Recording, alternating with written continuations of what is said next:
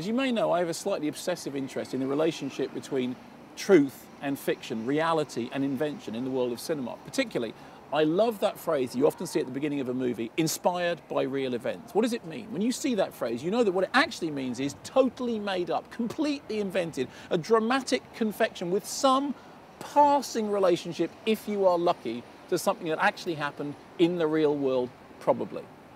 But it's not just those kind of dramas which are affected by this divide.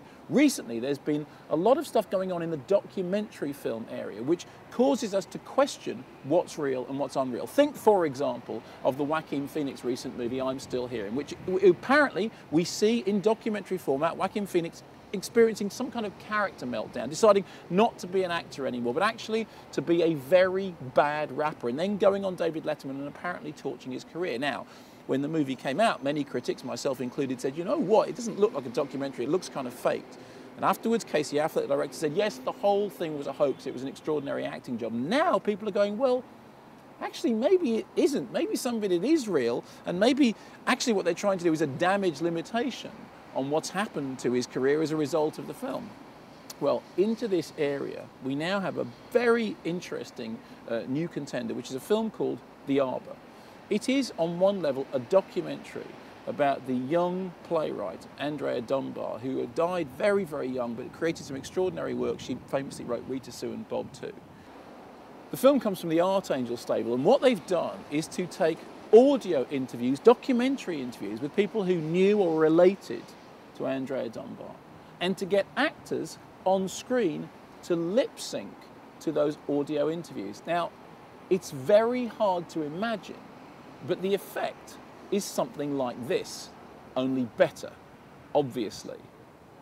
Now, there are, to some extent, precedents. I mean, people have cited, for example, Waltz with Bashir, which was an animated documentary.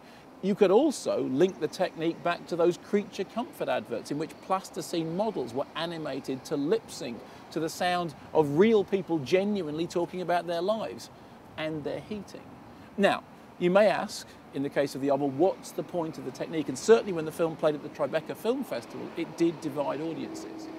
When I first heard about the movie, I wondered whether that idea could be sustained over the length of the movie, and once again, I wondered exactly what the purpose was.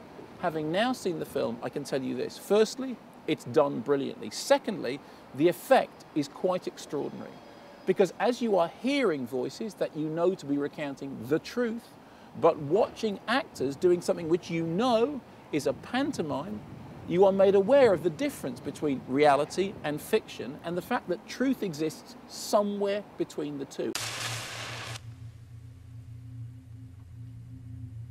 I can remember Lorraine setting the bedroom on fire, and I were only young then, I was probably only about 5.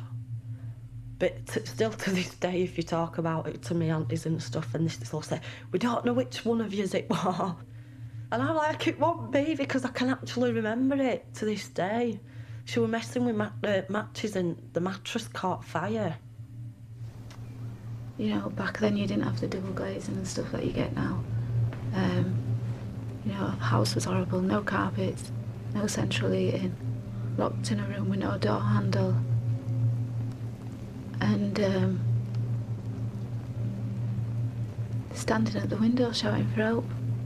It seems to me that the point of the film, to some extent, is to explain that everyone's version of a story is their own version. It's the Rashomon idea. You get 4 people, 3 people, 5 people to tell you about the same set of events. They will have 3, 4, 5 different versions of that story.